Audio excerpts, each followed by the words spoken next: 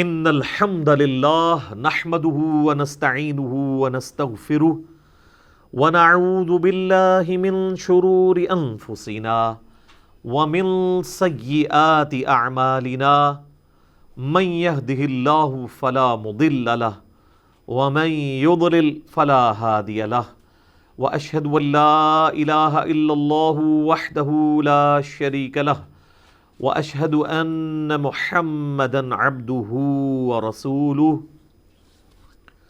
اما بعد فان خير الحديث كتاب الله وخير الهدي هدي محمد صلى الله عليه واله وسلم وشر الامور محدثاتها وكل محدثة بدعة وكل بدعة ضلالة وكل ضلالة في النار.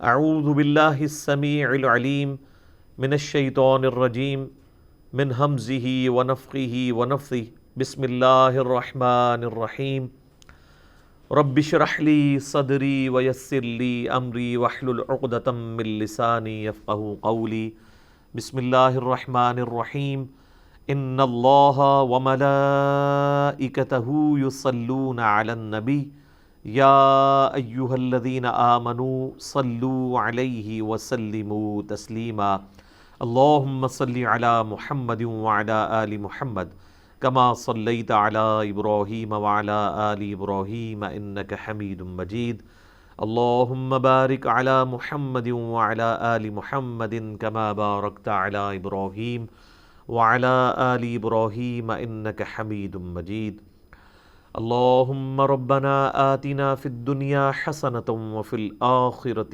حسنۃ وقنا عذاب النار ربنا آتنا من لدنک رحمۃ وہیئ لنا من امرنا رشدا یا حی یا قیوم برحمتک استغیث ولا حول ولا قوة الا باللہ العلی العظیم حسبنا اللہ ونعم الوکیل آمین. الحمدللہ آج 14 جون 2020 میں قرآن کلاس نمبر 32 کی اسٹوڈیو ریکارڈنگ ہونے جا رہی ہے. آج انشاءاللہ تعالی ہم سورۃ البقرہ کی آیت نمبر 219 سے آنورڈ سٹارٹ کریں گے، اور یہ وہی ٹاپک آگے چل رہا ہے جو میں نے پچھلی دفعہ بتایا تھا کہ سورۃ البقرہ جو ہے وہ شریعت محمدیہ صلی اللہ علیہ وآلہ وسلم کا بلو پرنٹ ہے، اور اس میں کئی ایک شرعی احکامات نازل ہوئے ہیں آئلی زندگی اور معاشرتی زندگی سے متعلق. تو یہ اللہ تعالیٰ کے فتاوے ہیں جو اب شروع ہوئے ہیں، اور ہر ایک کے ساتھ آتا ہے کہ اے نبی تم سے اس کے بارے میں پوچھتے ہیں تو تم انہیں یہ بات ارشاد فرماؤ. تو یہ آیت نمبر 219 کا آغاز ہو رہا ہے. اعوذ باللہ من الشیطان الرجیم بسم اللہ الرحمن الرحیم. یسألونک عن الخمر والمیسر. اے نبی علیہ السلام آپ سے پوچھتے ہیں یہ شراب اور جوئے کے بارے میں. ابھی یاد رکھیے گا یہ ابتدائی خاکہ ہے، اس دور میں ابھی شراب حرام نہیں ہوئی تھی. ظاہر ہے کہ عرب کے لوگ جو ہیں وہ شراب کے ساتھ بہت زیادہ شغف رکھتے تھے، تو ایٹ لیسٹ 3 سٹیجز کے بعد اس کی فائنل حرمت نازل ہوئی سورۃ المائدہ کی آیت نمبر 91 کے اندر. تو یہ ابتدائی احکامات ہیں. آپ سے پوچھتے ہیں شراب اور جوئے کے بارے میں. قل فیہما اثم کبیر. فرما دیجئے کہ ان دونوں میں بہت بڑی برائی چھپی ہوئی ہے. ومنافع للناس. اور کچھ فائدہ بھی ہے لوگوں کے لیے. فائدہ کیا ہے کہ ظاہر ہے جوا کوئی جیتتا ہے تو اس کو فائنینشیل فائدہ ہو جاتا ہے. اسی طریقے سے شراب کا اگر کوئی کاروبار کرتا ہے تو اسے فائدہ تو ہوگا، یا وقتی طور پہ کوئی شخص غم مٹانے کے لیے شراب پی لیتا ہے تو وقتی طور پہ فائدہ ہوگا، لیکن ان دا لانگ ٹرم تو آپ کو پتہ ہے آج یعنی امریکن پریزیڈنٹ بھی شراب نہیں پی سکتا، ورنہ وہ اس پوسٹ کے لیے فٹ نہیں ہے. آج تو یعنی میڈیکل فیلڈ کے لوگ بھی اس بات کو مان رہے ہیں کہ یہ پھیپھڑوں کو خراب کر دیتی ہے اور اس طرح کے ایشوز ہو جاتے ہیں. انسان جو ہے وہ اپنا جو ذہنی لیول ہے وہ گرا بیٹھتا ہے، تو ایسا شخص لیڈرشپ کا اہل نہیں رہتا.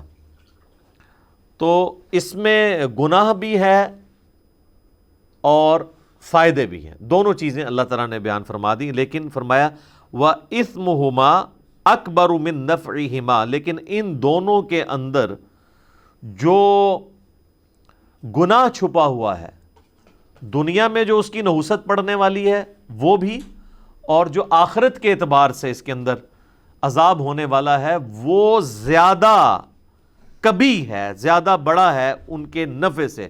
نفع تو وقتی طور پہ کسی کو حاصل ہو جائے گا۔ اچھا آپ دیکھیں گے سورۃ المائدہ کی آیت نمبر 19 میں، جہاں پہ 91 کے اندر جہاں پہ اسے حرام قرار دیا گیا ہے، وہاں پر بھی آپ دیکھیں گے کہ جوئے اور شراب کا ذکر سائیڈ بائی سائیڈ ہو رہا ہوگا۔ یہ دونوں چیزیں کوریلیٹڈ ہیں، یعنی جو شراب نوشی کرنے والا ہے وہ جوئے کی لت کے اندر پڑے گا، اور جو جوا کھیلنے والا ہے وہ الٹیمیٹلی شراب نوشی کے اندر مبتلا ہوگا۔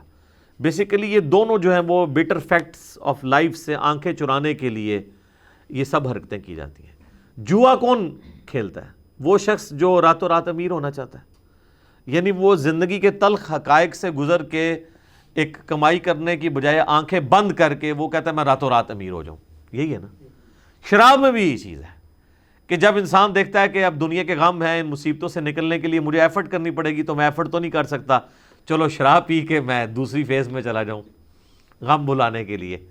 تو دونوں کے پیچھے مقصد ایک ہی ہے کہ جو زندگی کے تلخ حقائق ہیں جو اللہ تعالیٰ نے انسان کا مقدر کیے ہوئے ہیں، جس سے انسان کو گزرنا ہے، وَلَنَبْلُوَنَّكُمْ بِشَيْءٍ مِّنَ الْخَوْفِ وَالْجُوعِ وَنَقْصٍ مِّنَ الْأَمْوَالِ وَالْأَنفُسِ وَالثَّمَرَاتِ۔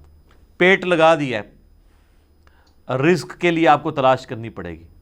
تو یہ ساری کی ساری چیزیں جو انسان کے ساتھ اللہ نے بائی ڈیفالٹ، جسے کمپیوٹر کی لینگویج میں ہم کہتے ہیں نا، فٹ کر دی ہوئی ہیں نا، ان سے آنکھیں چرانے کے لیے، جس طرح کہ بلی جو ہے اگر کبوتر کے سامنے آ جائے تو کبوتر بلی کو تو نہیں غائب کر سکتا، لیکن اگر وہ بیوقوف ہوگا تو اپنی آنکھیں بند کر لے گا کہ چلو اب میں یہ سمجھ لوں کہ بلی غائب ہو گئی ہے، لیکن بلی تو غائب نہیں ہوئی، وہ اس کی گردن ہی مروڑ دے گی آ کے۔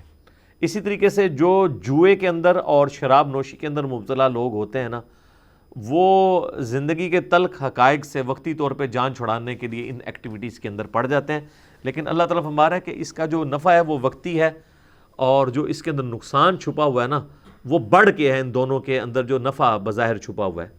کیونکہ اگر کوئی آج جوا لگا کے جیت جائے گا تو کل کو ہار بھی جائے گا۔ لوگ تو پوری جدادیں لوگوں کی بک گئی ہیں، اندازہ کریں، یعنی آپ اس لیول پہ بعض لوگ اترتے ہیں کہ وہ یعنی اپنی بچیوں تک کا سودا کر لیتے ہیں جوئے کے اندر جب مال ہار جاتے ہیں۔ تو ان چیزوں کو اسلام نے کنڈیم کیا۔ اب آپ دیکھیں اس معاشرے کے اندر جہاں پر ان چیزوں کو چھوڑنا آلموسٹ ناممکن تھا، نبی صلی اللہ علیہ وآلہ وسلم کی مبارک دعوت عام ہوئی اور الٹیمیٹلی لوگوں نے ان چیزوں کو چھوڑا۔ سورۃ المائدہ کی آیت نمبر 91 کے اندر جا کے جب یہ حرام ہوا شراب والا معاملہ، تو بخاری مسلم میں آتا ہے کہ صحابہ کرام کے پاس مٹکے پڑے ہوئے تھے شرابوں کے، وہ انہوں نے یعنی گلیوں کے اندر بہا دیے۔ یعنی اس طرف بھی ان کا دماغ نہیں گیا کہ ہم اس شراب کو چلو پینا حرام ہے تو ہم اسے بیچ ہی لیں، ٹھیک ہے، ان کو یہ بات سمجھ آ گئی کہ اس کا بیچنا بھی حرام ہی ہوگا۔ ویسے وہ الگ سے ترمذی میں ابن ماجہ میں حدیث ہے کہ 10 لوگوں پر اللہ اور اس کے رسول کی لعنت ہے، شراب بنانے والا، بیچنے والا، لے کر جانے والا، لادنے والا، اس کو ان لوڈ کرنے والا، پینے والا، پلانے والا، وہ سارے کے سارے۔ لیکن صحابہ کرام جو ہیں وہ اللہ اور اس کے رسول عز و جل و صلی اللہ علیہ وآلہ وسلم کے مزاج کو سمجھتے تھے۔ یہ میں اس لیے کہہ رہا ہوں کہ ہمارے یہاں پہ کے پی کے اندر کئی لوگ ہیں جو نمازی بھی ہیں اور بعض تبلیغ کے ساتھ بھی جڑے ہوئے ہیں، لیکن وہ ساتھ ہیروئن کی سمگلنگ والا کام بھی کرتے ہیں، اور جب آپ ان سے پوچھیں تو وہ کہتے ہیں کہ جی ہیروئن جو ہے وہ نشہ ہے، اس کو پینا حرام ہے، لیکن اس کا کاروبار تو حرام نہیں ہے۔ دلیل پوچھیں تو وہ کہتے ہیں کہ جی وہ گدھا دیکھ لیں آپ، گدھا بیچنا حلال ہے لیکن گدھے کا گوشت جو ہے وہ حرام ہے، حالانکہ گدھے کی کوئی ریزیمبلنس نہیں ہے اس کے ساتھ، اس کے اوپر رول لگے گا نشہ آور چیزوں والا۔ وہاں پہ علماء کافی کوشش کرتے ہیں، اور آپ دیکھیں افغانستان کے اندر تھوڑے وقت کے لیے جب 1996 کے اندر ملا عمر کی حکومت آئی تھی، ہمیں کئی معاملات میں ان سے اختلاف ہے، لیکن یہ ان کی پازیٹیو چیز ہے کہ وہ افغانستان جس کے اوپر بلینز آف ڈالر امریکہ نے خرچ کیے تھے یہ ہیروئن کی جو پوسٹ کی جو کاشت ہوتی ہے اس کو ختم کرنے کے لیے، اور نہیں کر سکے، اور دنیا میں پہلے نمبر پہ ہیروئن سمگلنگ کرنے والا ملک جو ہے افغانستان تھا۔ ملا عمر کے ایک آرڈر کے اوپر یہ سارے معاملات ختم ہو گئے۔ زیرو پہ آ گیا. اور جیسے ہی طالبان کی حکومت ختم ہوئی، آج امریکہ بھی وہاں پہ بیٹھا ہے، افغان حکومت بھی موجود ہے، اور آپ دیکھ لیں پچھلے 15-20 سالوں سے پھر پہلے نمبر پہ افغانستان ہیروئن کی اسمگلنگ کرنے کے اوپر. اور اس میں سے کئی ایک معاملات پاکستان کے ذریعے بھی ہو رہے ہوتے ہیں، پاکستان میں بھی چوری چھپے یہ کام چل رہا ہوتا ہے. ظاہر ہے کہ یہ پاکستانی کروڑوں روپوں کی 1 کلو یہ بکتی ہے ہیروئن، کافی زیادہ اس کا ریٹ ہے. تو تھوڑی سی بھی کوئی لے کے جانے میں کامیاب ہو جائے تو وہ کروڑوں اربوں روپیہ کما سکتا ہے. تو وہاں پہ دیندار لوگ بھی اس معاملات میں جڑے ہوئے ہیں، اور وہ نماز بھی پڑھتے ہیں، اور ایئرپورٹ پہ پکڑے جائیں تو نماز بھی پڑھتے ہیں اور ساتھ اپنی گرفتاری بھی دے رہے ہوتے ہیں، اور وہ سمجھتے ہیں کہ شاید یہ ہمارا کاروبار ہے اور دین اپنی جگہ. تو دین صرف چند رسومات کا یا عبادات کا نام نہیں ہے، بلکہ ٹوٹل اوبیڈینس ہے اللہ تعالیٰ کی. جب تک مکمل طور پہ اللہ تعالیٰ کا کوئی تابع فرمان نہیں ہوتا نا، اس وقت تک اس کا دین قابل قبول نہیں ہے، کیونکہ ادخلوا فی السلم کافہ ہے، اسلام میں پورے کا پورا داخل ہونا ہے. وَيَسْأَلُونَكَ مَاذَا يُنْفِقُونَ، اور اے نبی صلی اللہ علیہ وآلہ وسلم یہ آپ سے پوچھتے ہیں کہ اللہ کی راہ میں کتنا خرچ کریں، کیا خرچ کریں. قُلِ الْعَفْوَ، تو اللہ تعالیٰ کی طرف سے جواب آ رہا ہے کہ ضرورت سے زیادہ جتنا ہے نا سب ہی دے دو. سر یہی وہ چیزیں تھیں جس کی وجہ سے حضرت ابو ذر غفاری کا جھگڑا رہتا تھا حضرت معاویہ رضی اللہ تعالیٰ عنہ کے ساتھ. وہ کہتے تھے کہ تم نبی کے صحبت یافتہ ہو، تم نے اسی طریقے سے محلات بنانے شروع کر دیے ہیں جس طریقے سے رومن امپائر کے تھے، ہمیں تو یہ تعلیمات ہے ہی نہیں تھی. جبکہ حضرت معاویہ کا یہ موقف تھا کہ اگر کوئی شخص زکوٰۃ دیتا ہے تو وہ مال جوڑ بھی سکتا ہے، اور شرعی فتویٰ بھی اسی کے اوپر ہے، کیونکہ یہ آیات جو ہیں وہ ایک اعتبار سے منسوخ ہیں جب زکوٰۃ کا حکم نازل ہو گیا. لیکن ابو ذر غفاری کا موقف یہ تھا کہ یہ جو ناسخ و منسوخ والا معاملہ تم لے کے چل رہے ہو یہ تو عوام الناس کے لیے ہے.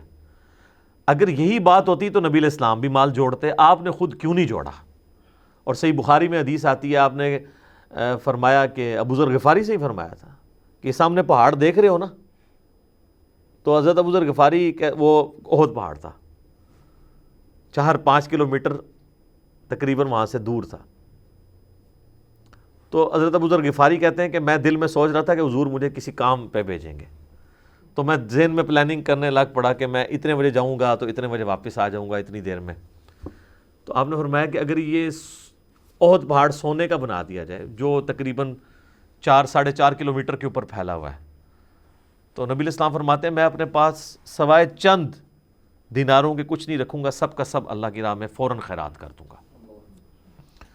تو حضرت ابو ذر غفاری نے یہ حدیثیں نبی علیہ السلام سے سنی ہوئی تھی. پھر وفات تک بخاری مسلم میں آتا ہے، عائشہ کہتی ہیں کہ ہمارے گھر 1 مہینے، بعض کا 2 مہینے، بعض کا 3 مہینے بھی چولہا نہیں جلتا تھا، 2 کالی چیزوں کھجور اور پانی کے اوپر گزارا ہوتا تھا.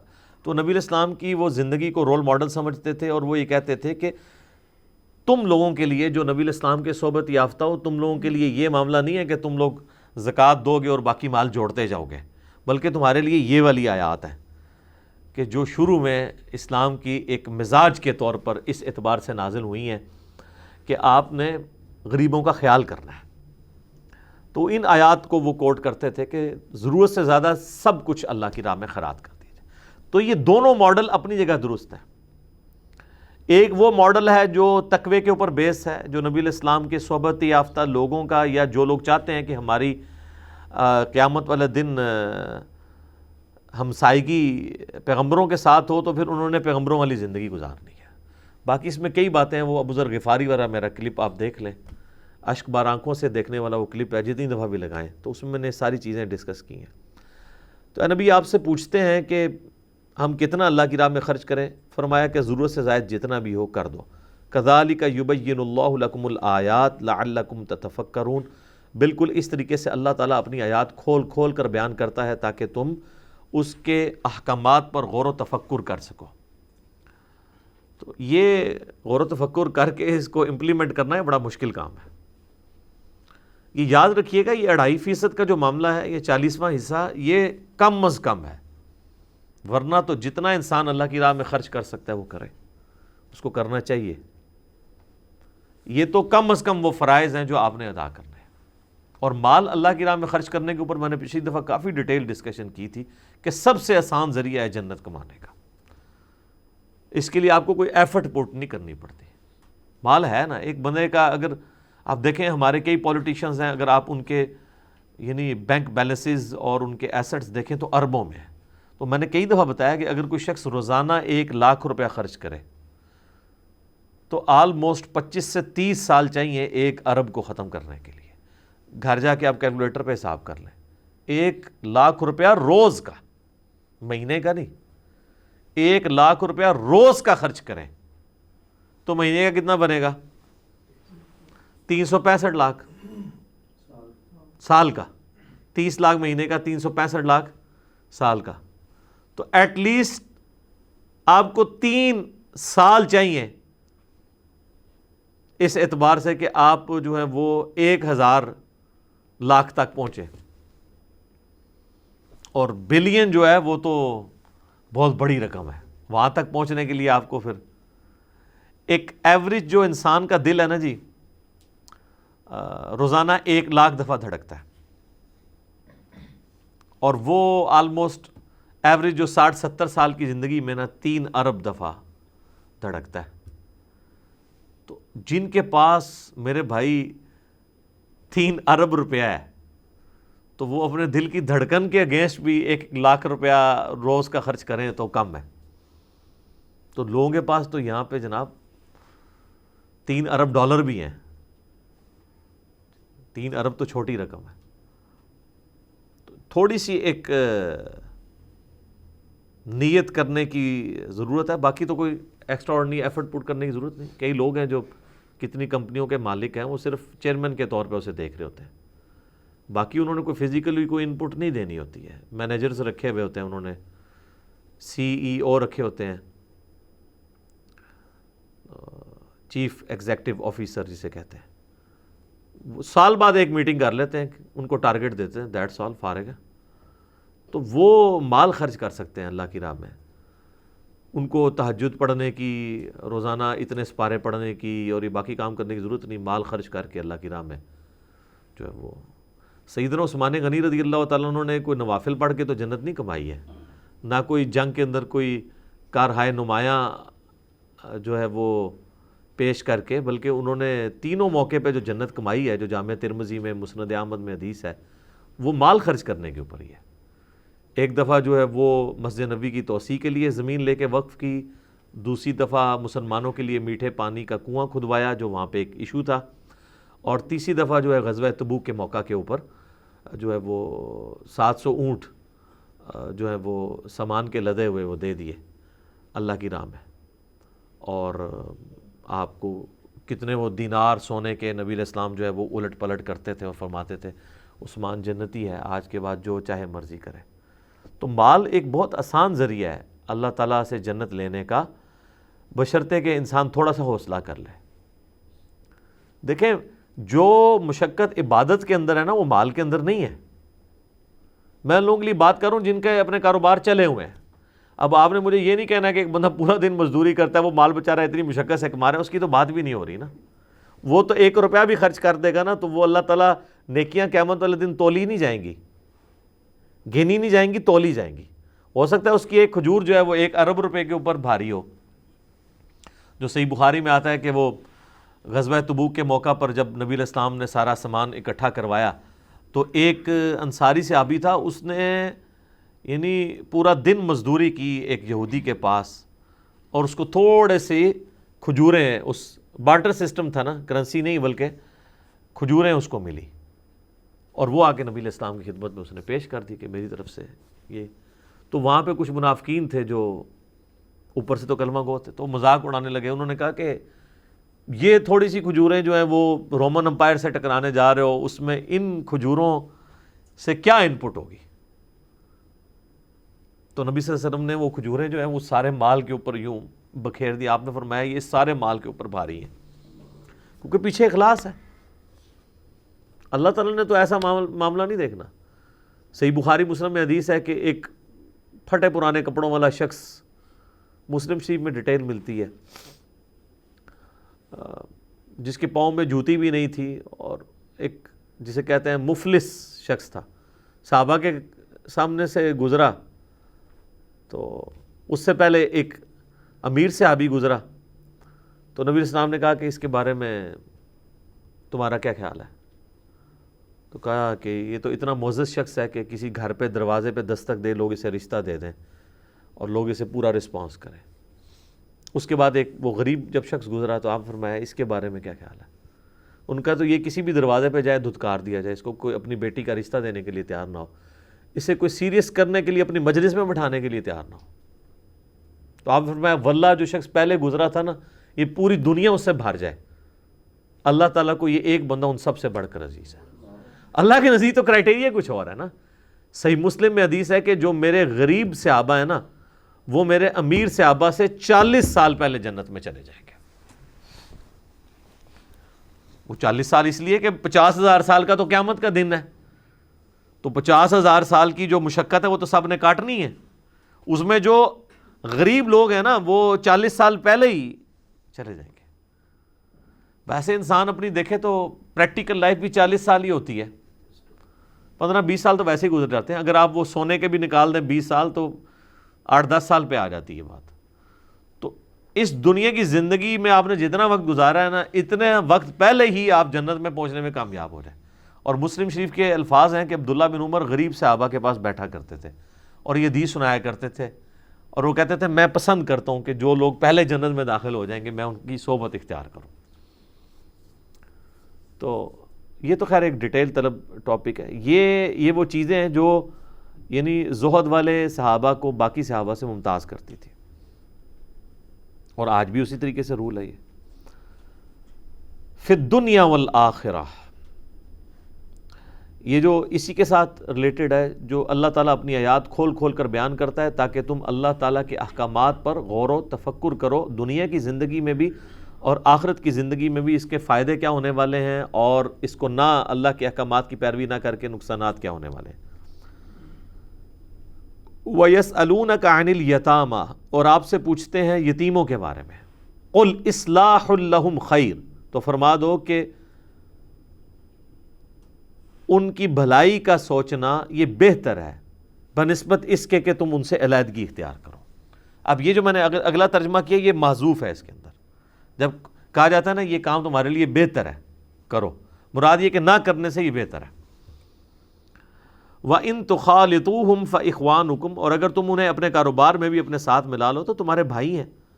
وَاللَّهُ يَعْلَمُ الْمُفْسِدَ مِنَ الْمُصْلِحِ، اور اللہ خوب جانتا ہے بگاڑنے والے کو اور سنوارنے والے کو، کہ کون جو ہے وہ کس نیت کے ساتھ اٹیچ کر رہا ہے اور کون جو ہے وہ اللہ کی رضا کے لیے کسی یتیم کو اپنے ساتھ اٹیچ کر رہا ہے۔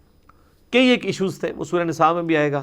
بعض لوگ یتیم بچیوں کی پرورش کرتے تھے اس نیت کے ساتھ کہ وہ بڑی ہوں گی تو ہم خود نکاح کر لیں گے، تو وہ اللہ تعالیٰ نے منع فرما دیا سورہ نساء کے اندر کہ جس یتیم بچی کی تم پرورش کر رہے ہو نا اس سے تم نے نکاح نہیں کرنا۔ شرعاً نکاح جائز ہے لیکن کرنا اس لیے نہیں ہے کہ اس کا ولی کوئی نہیں ہے، تو پھر اس کو کلیریفائی کیا گیا سورہ نساء کے اندر کہ تمہارا کام یہ ہے کہ یتیم بچیوں کی اگر پرورش کر رہے ہو نا تو تم ان کے ولی بنو، اور ولی بن کے ان کا نکاح کسی اور کے ساتھ کرو، تاکہ اگر وہاں سے ان کو کوئی ظلم ان پہ کرتا ہے یا چھوڑتا ہے تو ان کے پاس پیچھے گھر ہو آنے کا، اور اگر تم نے خود ہی اپنے عقد میں لے لی اور تم نے ان پہ ظلم ڈھایا تو ان کے لیے تو جائے پناہ ہی کوئی نہیں ہوگی۔ کتنی حکمت ہے اس کے اندر۔ تو ایک حلال کام کو بھی بین کر دیا گیا کہ جس بچی کی پرورش تم کر رہے ہو تم خود اس سے نکاح نہیں کرو گے۔ یہ جو ایج کے ڈفرینسز ہیں نا یہ تو ہمارے سب کانٹیننٹ کے ایشوز ہیں نا۔ عرب کے لوگوں میں تو یہ کوئی نہیں ہوتا تھا، ایک 50 سال کا ہے وہ 10-12 سال جو بالغ بچی اس سے شادی کر سکتا تھا، 15 سال کی، تو اس لیے کوئی ایشو نہیں ہوا کرتا تھا۔ یعنی اس زمانے میں کئی لوگ ہیں کہ ان کی اپنی بچیاں جو ہیں وہ عمر میں بڑی ہوتی تھی، بیویاں اس سے چھوٹی ہوتی تھیں۔ خود آپ دیکھ لیں نبی علیہ السلام کی بھی جو زوجہ ہیں سیدہ عائشہ، ان کی عمر سیدہ فاطمہ سے کم تھی، تو یہ وہاں پہ یعنی اس چیز کو معیوب نہیں سمجھا جاتا تھا۔ تو کہا گیا کہ اگر آپ پرورش کرو گے نا پھر آپ نے ولی بن کے اس کی شادی کہیں اور کرنی ہے۔ یعنی اللہ کو پتہ ہے کون فساد کی نیت سے کر رہا ہے، اور یہ ہے کہ ساتھ ان کو اپنے کاروبار میں بھی شریک کرو، اس اعتبار سے کہ تم واقعی اگر اپنے والا سٹیٹس انہیں دینا چاہتے ہو تو دو۔ پھر یہ بھی ہوتا تھا، سورہ نساء کے اندر آئے گا کہ تم یتیموں کی پرورش کرتے وقت نا، وہ چھوٹے ہیں تو ان کا جو جائیداد ہے نا اس کے تم کسٹوڈین بن جاؤ، اور اس کسٹوڈین بننے کے بعد ایمانداری سے اس جائیداد کا حصہ ان یتیموں پہ خرچ کرو، اور پھر اللہ تعالیٰ نے فرمایا کہ میں تمہیں اس میں بھی اجازت دیتا ہوں کہ اگر چاہو تو تم اس میں سے خود بھی کچھ استعمال کر سکتے ہو بقدر ضرورت۔ مثلا ایک بندہ یتیموں کی پرورش کر رہا ہے ان کے مال کے ذریعے، اب اس مال کے ذریعے اس نے ان کا آٹا ڈلوایا ہے، راشن ڈلوایا ہے، سالن پکا ہوا ہے، اب روٹی کھانے کا وقت آیا تو اب وہ یہ سوچنا شروع کر دے کہ یہ مال تو یتیموں کا ہے، یہ میرے اوپر حلال ہے یا نہیں، تو اللہ نے اجازت دے دی کہ جو تھوڑا بہت ہے نا اس کے اوپر کوئی گرفت نہیں ہوگی، تم اس میں سے اتنا لے سکتے ہو جتنا تم ایک سمجھ لیں کہ اس اعتبار سے کہ جیسے کوئی ملازم ہوتا ہے کسٹوڈین کے طور پہ، جیسا کہ زکوٰۃ کے جو عاملین ہے، سورہ توبہ کی آیت نمبر 60 میں آتا ہے نا کہ جو زکوٰۃ کے کلیکٹ کرنے والے لوگ ہیں جنہیں عاملین زکوٰۃ کہا جاتا ہے، ان کی تنخواہ بھی زکوٰۃ کے پیسوں میں سے دی جا سکتی ہے کیونکہ وہ کلیکٹ کر رہے ہیں۔ اسی طریقے سے جو یتیموں کی پرورش کر رہے ہیں نا، وہ یتیموں کے مال میں سے بقدر ضرورت لے سکتے ہیں اگر وہ خود ضرورت مند ہیں، لیکن یہ نہ ہو کہ سارا مال ہی ہڑپ کر جائے، اور پھر کہا گیا جیسے وہ بالغ ہوں اور اس قابل ہوں کہ مال سنبھال سکتے ہیں پھر ان کے ہینڈ اوور کرو، اور پھر وہیں پر آیا تھا کہ جو لوگ یتیموں کا مال ناحق ہڑپ کرتے ہیں وہ اپنے پیٹوں میں دوزخ کی آگ بھر رہے ہیں۔ دنیا میں تو نہیں پتہ چلے گا، یہ ڈورمنٹ آگ ہے، کیونکہ دنیا میں صرف فزیکل لاز ایکٹیو ہیں۔ کوئلہ رکھیں گے زبان پہ، زبان جل جائے گی، حرام کا مال رکھنے سے نہیں جلے گی۔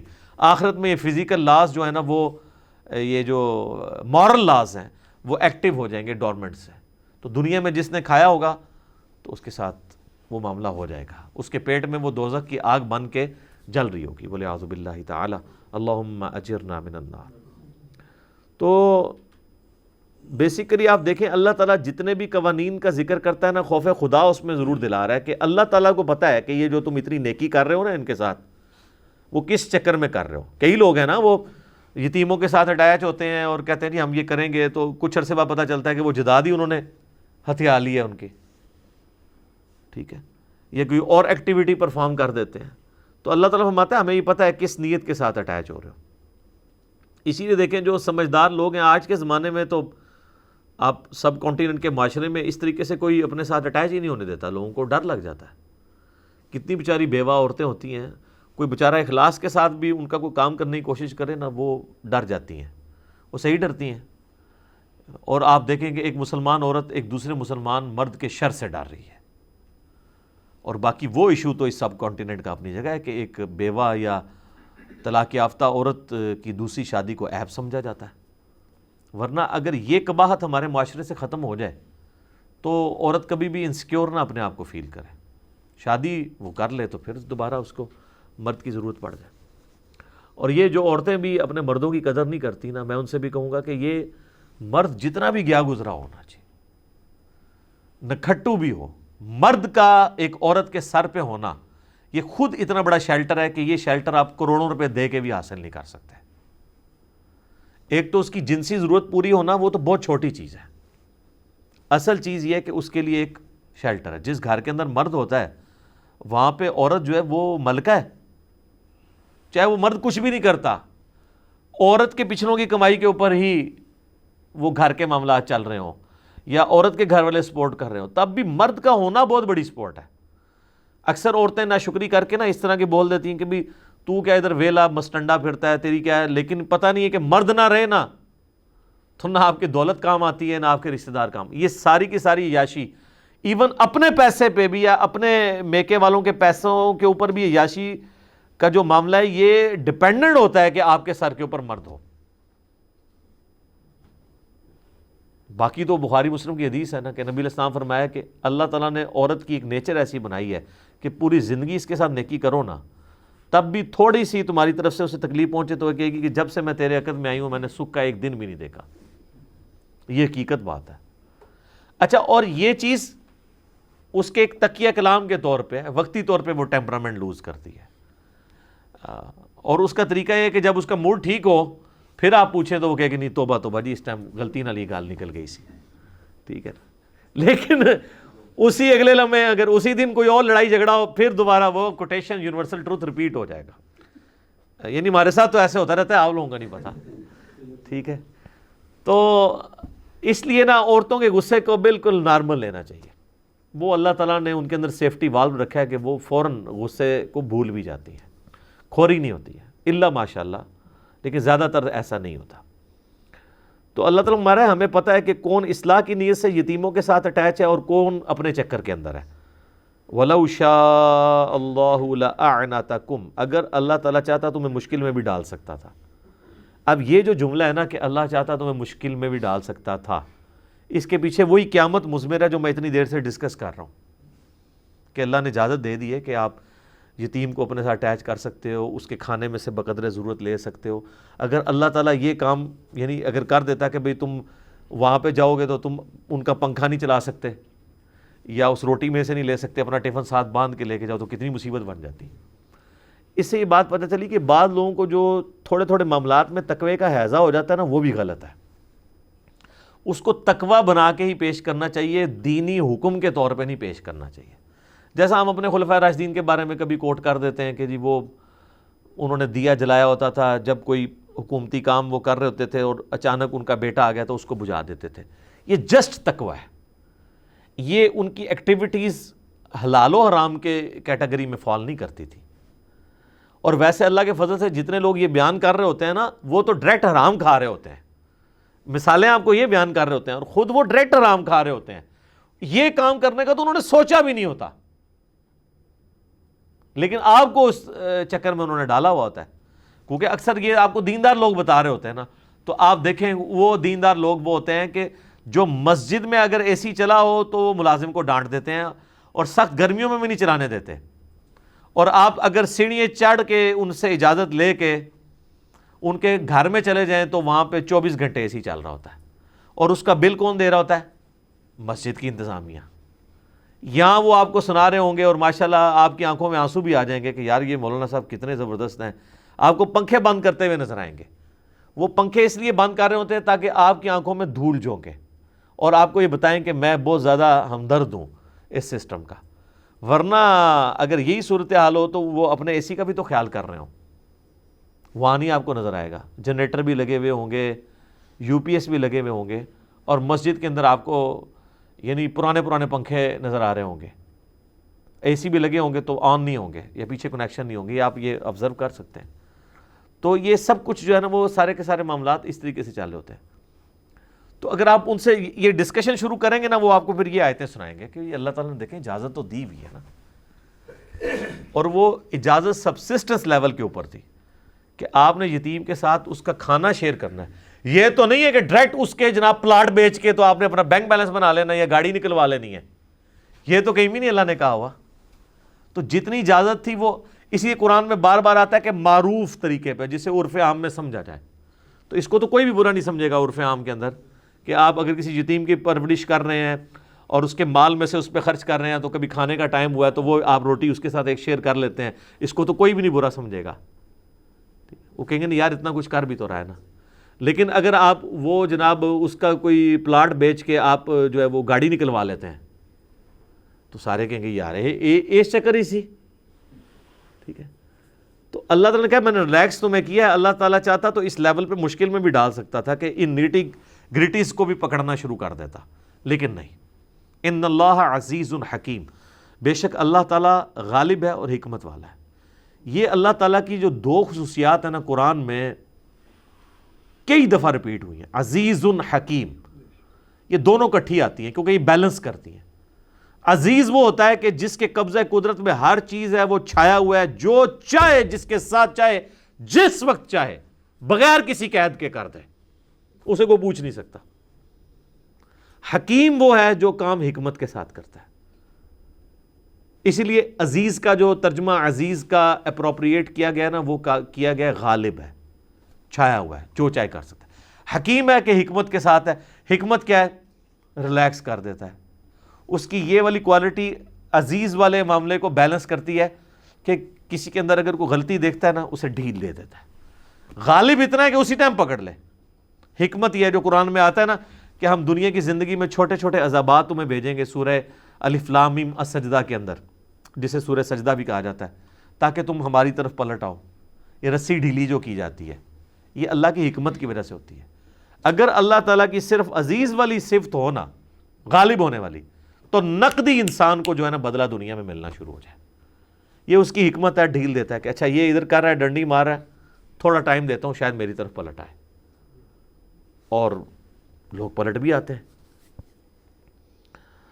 وَلَا تَنْكِحُوا الْمُشْرِكَاتِ حَتَّى يُؤْمِنْ، ایک اور شرعی حکم آ رہا ہے، اور مت نکاح کرو کسی مشرک عورت کے ساتھ یہاں تک کہ وہ ایمان لے آئے۔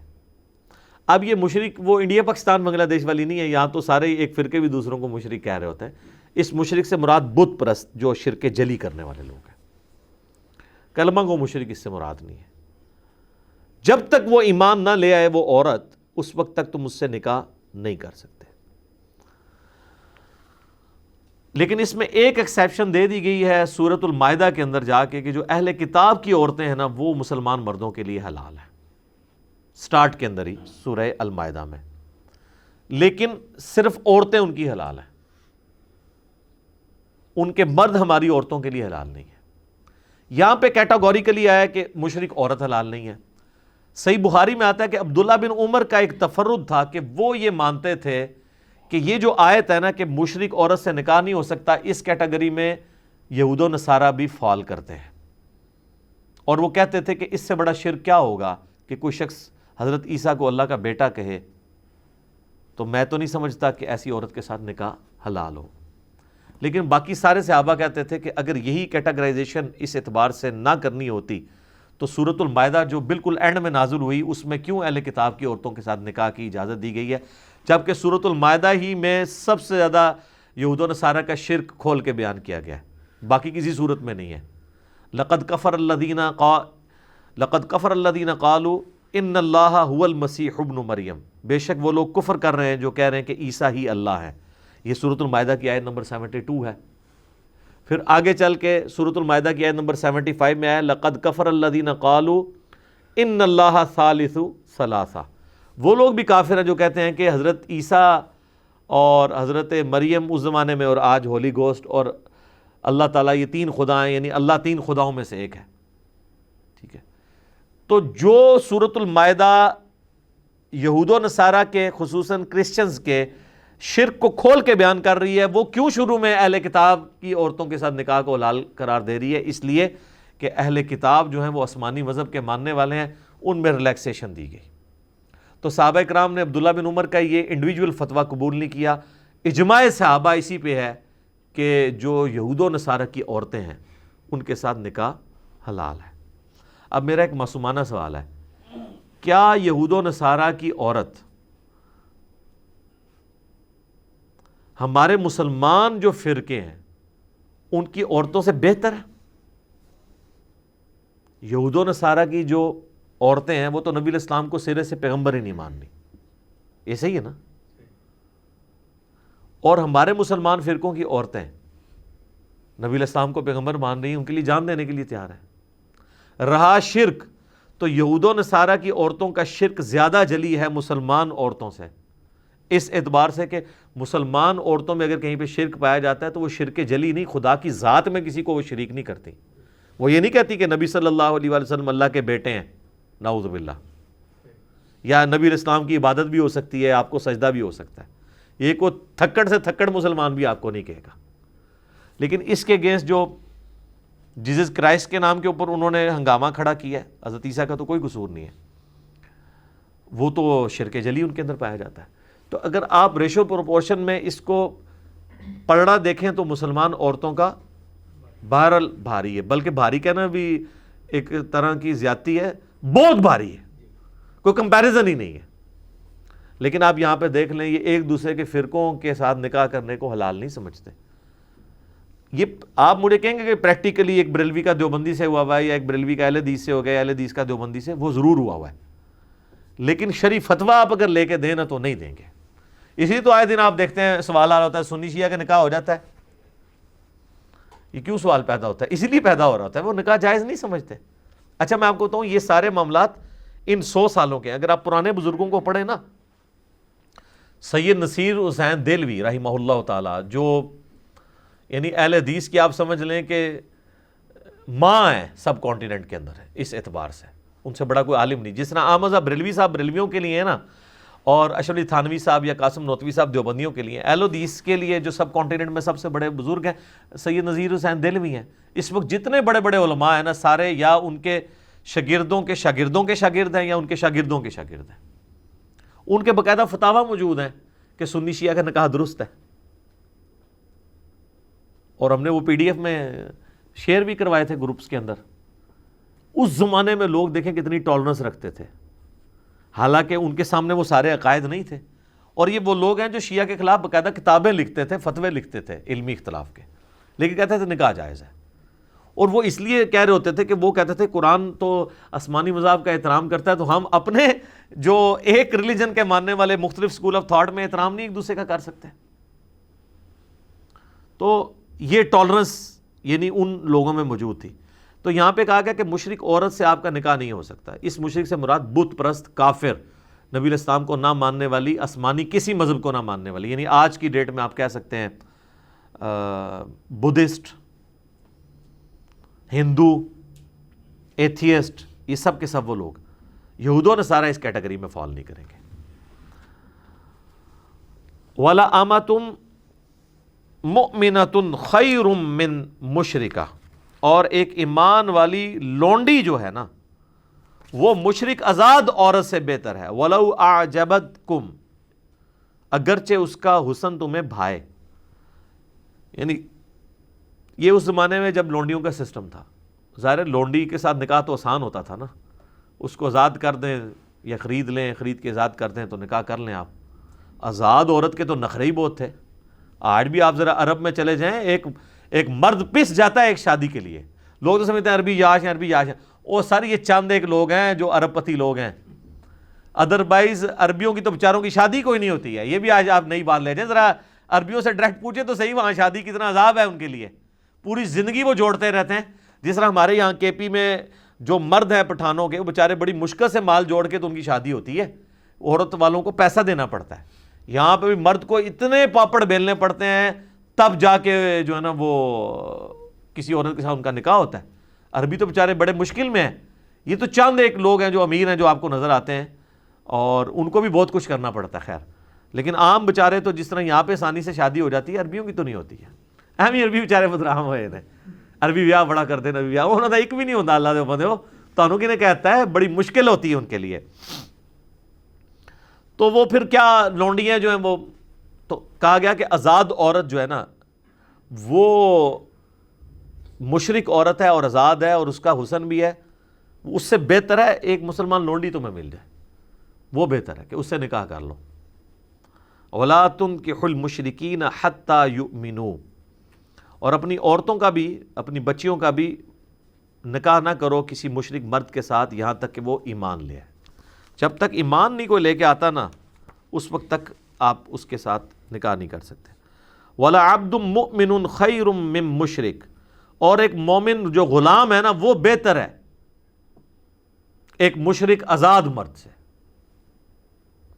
اب اس چیز کی آپ انٹینسٹی آج فیل نہیں کر سکتے، اس لیے کہ یہاں سے لونڈی سسٹم اور غلام سسٹم ختم ہو چکے ہیں. لیکن عرب میں تو یہ جناب زندگی موت کا مسئلہ تھا.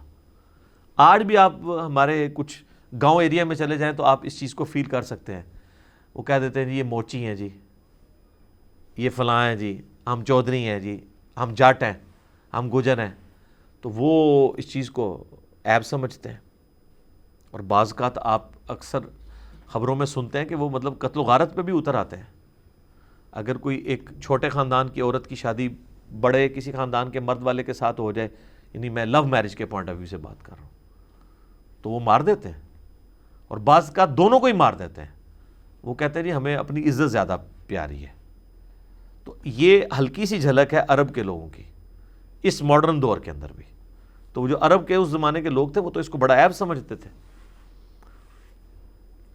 اولئک یدعون الی النار، یہ جو مشرک ہیں یہ تو تمہیں آگ کی طرف بلا رہے ہیں. واللہ یدعو الی الجنہ، جبکہ اللہ تمہیں بلا رہا ہے جنت کی طرف. یعنی بہت بڑا ڈفرنس ہے. اللہ کے ماننے والے اور طاغوت کے ماننے والے، شیطان کے ماننے والے، بتوں کی پرستش کرنے والے کبھی بھی اکٹھے نہیں ہو سکتے. والمغفرہ بإذنی، اللہ تعالیٰ تمہیں بلاتا ہے جنت کی طرف اور مغفرت کی طرف اپنی توفیق سے. کیا بات ہے جی, اللہ نے اس چیز کو اپنی توفیق کے ساتھ کر دیا کہ یہ ہر ایک بندے کے لیے ہوگا بھی نہیں جب تک اللہ کی توفیق نہ ہو. تو یہ بات یاد رکھیے گا, مسئلہ تقدیر کے حوالے سے بھی مولانا مودودی نے تو خیر بہت زبردست گفتگو کی ہوئی ہے تفہیم القرآن میں. میں نے بھی مسئلہ تقدیر کے اوپر جو لیکچرز ریکارڈ کروائے تھے نا, اس کا لب لباب یہی تھا کہ اللہ تعالیٰ تقدیر کے بارے میں جو اتنا ایمفیسائز قرآن میں کرتا ہے نا, وہ اس لیے کہ کوئی شخص پوری ایفرٹ پٹ کرنے کے بعد بھی اپنے آپ کو اللہ سے آزاد نہ سمجھے. جب تک اللہ کی توفیق شامل حال نہیں ہوگی نا, آپ جو مرضی کر لیں کچھ بھی نہیں ہونا. اور صرف اللہ کی توفیق سے کچھ نہیں ہونا اگر آپ نے خود کوشش نہیں کرنی, اس لیے کہ اللہ نے آپ کو توفیق ہی نہیں دینی. توفیق آتی ہی اس کے لیے جو کوشش کرتا ہے. وَالَّذِينَ جَاهَدُوا فِينَا لَنَهْدِيَنَّهُمْ سُبُلَنَا, جو لوگ ہماری راہ میں کوششیں کریں گے نا, کوشش کریں گے, انہی کے لیے ہم اپنی راہیں کھولیں گے. تو آپ کو صحابہ کرام کی زندگی میں, اہل بیت کی زندگی میں یہ نمونہ نظر آتا ہے کہ انہوں نے اپنی ایفرٹ پٹ کی ہے. یعنی انہوں نے ایویں جنت نہیں کما لی ہے, انہوں نے پوری کوشش کی ہے جو ایک انسان پٹ کر سکتا تھا. تو اللہ تعالیٰ تمہیں جنت کی طرف اور مغفرت کی طرف بلاتا ہے بِإِذْنِ, اپنے اذن سے, اپنی توفیق سے. وَيُبَيِّنُ آيَاتِهِ لِلنَّاسِ لَعَلَّهُمْ يَتَذَكَّرُونَ, اور وہ اپنی آیات کھول کھول کر بیان کرتا ہے تاکہ لوگ اس سے نصیحت حاصل کر سکیں. یہ کھول کھول کے بعد اس لیے یہ لفظ بولا جاتا ہے, جب دیکھیں اب یہ بار بار یہ لفظ ریپیٹ ہو رہا ہے کہ کوئی شخص یہ نہ کہ یہ کس قسم کی یعنی جو ہے وہ نعوذ باللہ کوئی سیکسی قسم کی گفتگو ہو رہی ہے. حالانکہ آپ دیکھیں بڑی لمٹس کے اندر ہے, ایک لمٹ کو کراس نہیں کیا جا رہا, اور پھر بنیادی آئلی زندگی کو ڈسکس کیا جا رہا ہے. تو اتنی باریکی میں جانے کی کیا ضرورت ہے؟ تو اللہ تعالیٰ ہمارے ہم اس لیے کر رہے ہیں کہ تمہیں کھول کھول کے آیات بیان کریں کہ کسی کو کوئی وہم باقی نہ رہ جائے. تو یہ ایک اچھے استاد کی علامت ہوتی ہے کہ وہ جو ہے وہ 5 منٹ کا کلپ نہیں بناتا بلکہ 50 منٹ کی پوری گفتگو سمجھاتا ہے. کیونکہ 5 منٹ کے کلپ میں تو 50 سوال اور پیدا ہو جائیں گے, اور 50 منٹ کی گفتگو میں اگر کہیں سے کوئی وسوسہ سر اٹھائے گا تو اس کا جواب اس کو مل جائے گا اس میں. تو اچھا فلم لوگ پوری دیکھتے ہیں, اگر کسی فلم کا کوئی کلپ شیئر کروا دینا, کہتے ہیں پورا لنک بھیجو. کلپ کسی کو بھیجیے نا 40 منٹ کا, وہ کہتے ہیں کوئی 3 منٹ کا کلپ بھیجو. 3 منٹ اس یہ دسیا جا سکتا ہے کہ بھئی فجر دے 2 فرض نے تے زور دے جناب 4 نے تے مغرب دے 3 نے تے عشاء دے 4 نے, یہی دسیا جا سکتا ہے. 3 منٹ نماز کا طریقہ تو نہیں دسیا جا سکتا, کیونکہ نماز کا طریقہ بتائیں گے تو وہ اس ٹائم کتنے طریقے مارکیٹ میں, تو آپ کو بتانا پڑے گا یہ غلط کیوں ہے, یہ ٹھیک کیوں ہے, اس پہ ان کے کیا دلائل ہیں, اس پہ ہمارے کیا دلائل ہیں, اس پہ جب آپ یہ پیش کریں گے تو آگے سے وہ یہ کہانی کرائیں گے, جب وہ یہ کہانی کرائیں تو آپ نے یہ کرنا ہے. تو اس کے لیے رفع دین کا لیکچر جناب 2 گھنٹہ اور 11 منٹ کا ہی ہوگا نا, وہ 11 سیکنڈ کی ویڈیو تو نہیں ہو سکتی. وَيَسْأَلُونَكَ عَنِ الْمَحِيضِ, اور اے نبی علیہ السلام آپ سے پوچھتے ہیں عورتوں کے حیض کے بارے میں. قُلْ هُوَ أَذًى, فرما دیجئے ہے تو وہ تکلیف کی چیز ہے. ظاہر ہے عورت کے لیے ایک تکلیف تو ہے, ایک اسے ہر مہینے میں آلموسٹ 7 دن کے لیے اس تکلیف سے گزرنا پڑتا ہے. اگرچہ اس میں اللہ نے ریلیکس بھی کر دیا ہے کہ جو صحیح بخاری مسلم میں آتا ہے کہ نبی صلی اللہ علیہ وآلہ وسلم, اما عائشہ کہتی ہیں میں حیض کی حالت میں چھوٹی ہوئی نمازوں کی قضاء کا حکم نہیں دیتے تھے, صرف روزوں کی قضاء کا حکم دیتے تھے. تو نمازیں تو معاف کر دی گئی ہیں, لیکن روزے چھوٹیں گے تو وہ ادا کرنے ہیں. لیکن باقی اس جو تکلیف سے گزرنا ہے, ظاہر ہے اپنی صفائی ستھرائی کا اہتمام کرنا ہے, یہ ایک تکلیف کی چیز تو ہے. تو فَاعْتَزِلُوا النِّسَاءَ فِي الْمَحِيضِ, پس عورتوں سے الگ رہو حیض کی حالت میں. اب یہ الگ رہنے کی جو تشریح ہے نا وہ قرآن کے اندر نہیں ہے, وہ بخاری اور مسلم کے اندر ہے. ہلکا سا ذکر آ گیا اس میں ساتھ, وَلَا تَقْرَبُوهُنَّ حَتَّى يَطْهُرْنَ, اور ان سے قربت نہ کرو یہاں تک کہ وہ پاک نہ ہو جائیں. لیکن اس قربت سے مراد انٹر کورس ہے, باقی قربت الاؤ کی گئی ہے, جو بخاری مسلم میں حدیث ہے. میں وہ حدیث اس کے ساتھ ہی آگے بیان کر دیتا ہوں, یہ اگلا بھی اس کا حصہ پڑھ لیتے ہیں. فَإِذَا تَطَهَّرْنَ فَأْتُوهُنَّ مِنْ حَيْثُ أَمَرَكُمُ اللَّهُ, جب وہ پاک ہو جائیں تو پھر تم ان کے ساتھ صحبت کر سکتے ہو وہاں سے جہاں سے اللہ نے تمہیں حکم دیا ہے. تو پاکی کے بعد میاں بیوی تعلق قائم کر سکتے ہیں، ازدواجی تعلق، اس سے پہلے نہیں کر سکتے۔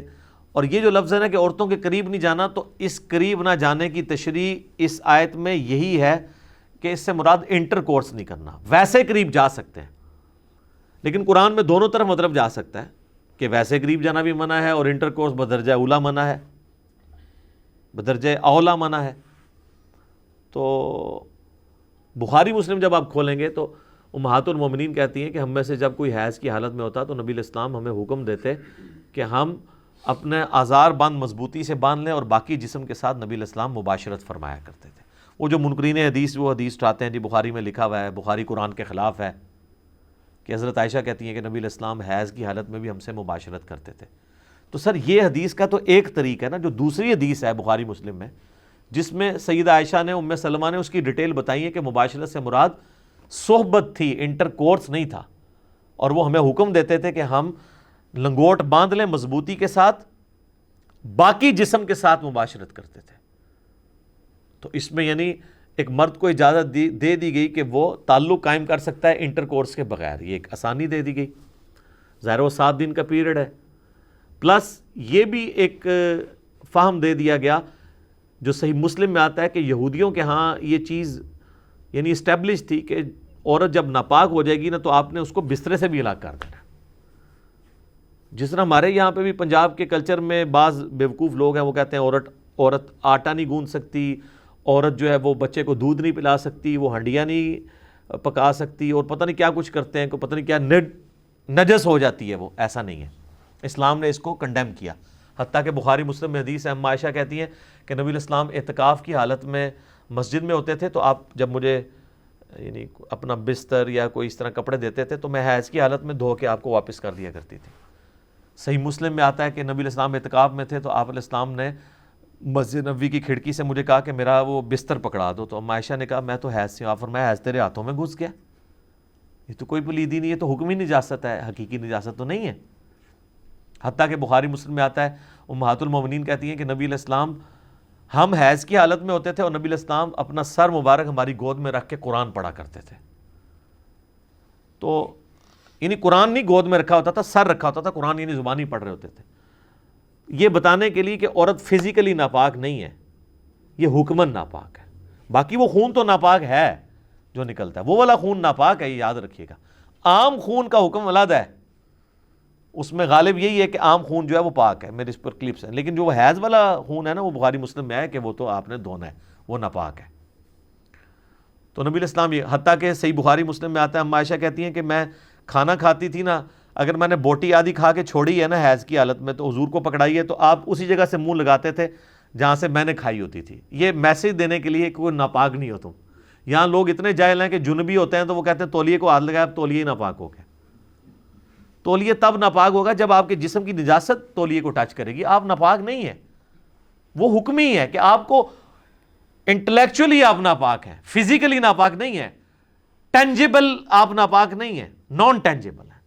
جو بخاری مسلم میں آتا ہے کہ سیدنا ابو ہریرہ کہتے ہیں میں گھر سے باہر نکلا تو نبی علیہ السلام کے ساتھ چلنا شروع ہوا، تو تھوڑی دیر بعد مجھے یاد آیا میرے پہ تو غسل فرض ہے، جنوبی تھا میں چپ کر کے کھسکا چلا گیا، غسل کر کے واپس آیا تو نبی علیہ السلام فرمایا یہ تم کدھر چلے گئے تھے اچانک بتائے بغیر؟ تو کہا یا رسول اللہ میں ناپاک تھا۔ تو آپ فرمایا مومن تو کبھی ناپاک نہیں ہوتا، مومن تو پاک ہی رہتا ہے۔ تو یعنی یہ حکمن نجاست ہے، حکمن تو اس لیول کی ہے کہ آپ غسل بھی کر لیں، مجھے بتائیں کیا آپ بغیر وضو کے نماز پڑھ سکتے ہیں؟ تو نماز کے اعتبار سے بے وضو بندہ بھی ناپاک ہے، لیکن ویسے آپ مسجد میں بیٹھیں تو اس لیے کہا جاتا ہے یہ حکمی نجاستیں ہیں۔ نجاست کی 2 قسمیں، ایک حکمی ایک حقیقی۔ حقیقی ہے پیشاب ہے، منی ہے، مزی ہے، حیض کا خون ہے، یہ حقیقی نجاستیں، فزیکلی لگیں گی ناپاکی ہو جائے گی۔ ایک حکمی ہے کہ آپ کچھ بھی نہیں بظاہر، لیکن شریعت کے حکم کے اعتبار سے آپ جنبی ہیں تو نماز نہیں پڑھ سکتے آپ جب تک غسل نہ اتار لیں۔ اور نبی علیہ السلام ڈیلے بھی کر لیتے تھے غسل جنابت۔ جامع ترمذی میں آتا ہے کہ نبی علیہ السلام غسل جنابت کبھی رات کے اول پہر میں کرتے تھے اور کبھی آخری پہر میں کرتے تھے۔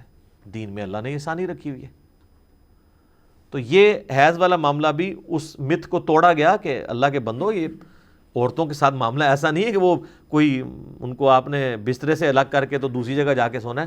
مراد یہ کہ صرف وہ نماز کے اعتبار سے، شرعی احکام کے اعتبار سے ہے معاملہ ان کے ساتھ، باقی وہ ناپاک نہیں ہے. نبی علیہ السلام نے فزیکلی، حتیٰ کہ صحیح مسلم میں ایک حدیث ہے، عائشہ کہتی ہیں کہ میں حیض کی حالت میں کٹورے سے پانی جب پیتی تھی نا تو حضور کو دیتی تھی، تو جس جگہ میں نے منہ لگایا ہوتا تھا آپ ایگزیکٹ اس جگہ منہ لگا کے پیا کرتے تھے. یہ میسیج دینے کے لیے کہ عورت ناپاک نہیں ہوتی. یہ ہیں جناب عورتوں کے حقوق، جنہوں نے عورتوں کو کماڈیٹی بنا کے پیش کیا. اور آج ہمارے یہاں پہ لوگ سمجھتے ہیں کہ یورپ میں عورت کو عزت دی جا رہی ہے. سر 67% عورتیں ہیں مسلمان ہونے والی، 33% مرد ہیں جو یہ نان مسلم مسلمان ہو رہے ہیں نا. ہر 100 میں سے 67 عورت مسلمان ہوتی ہے، 33 مرد مسلمان ہوتا ہے، کیونکہ وہ سیکیورٹی فیل کرتے ہیں. اور سب سے زیادہ ان کے لیے سیکیورٹی یہ ہے کہ مسلمانوں کے مرد اپنی عورتوں کے ساتھ مخلص ہوتے ہیں، اور یہ پردے کی وجہ سے ہم سیکیورٹی فیل کرتے ہیں. اب تو خیر پردے کے بہانے میں، پردے پہ بھی کبھی بولوں گا کہ اب تو عورتوں کے لیے پردے کا بہانہ یہ کرونا نے حال ہی کر دیا ہے. چپ کر کے جناب لاؤ، جنہوں شرم آمدی سی نا پردہ کرنے تو چلو ہوں وہ جڑا ہے کورونے تو شرما کے کر لے، ٹھیک ہے، تو کم از کم ثواب ملے یا نہ ملے، کم از کم حرام سے تو وہ بچ جائے گی عورت. ان اللہ یحب التوابین ویحب المتطہرین، بے شک اللہ تعالیٰ توبہ کرنے والوں کو بھی پسند کرتا ہے اور صاف ستھرے رہنے والوں کو بھی پسند کرتا ہے. تو اس آیت پہ خیر ڈیٹیل گفتگو ہو سکتی ہے کہ صاف ستھرے رہنے والے، اس کانٹیکسٹ میں احادیث بھی موجود ہیں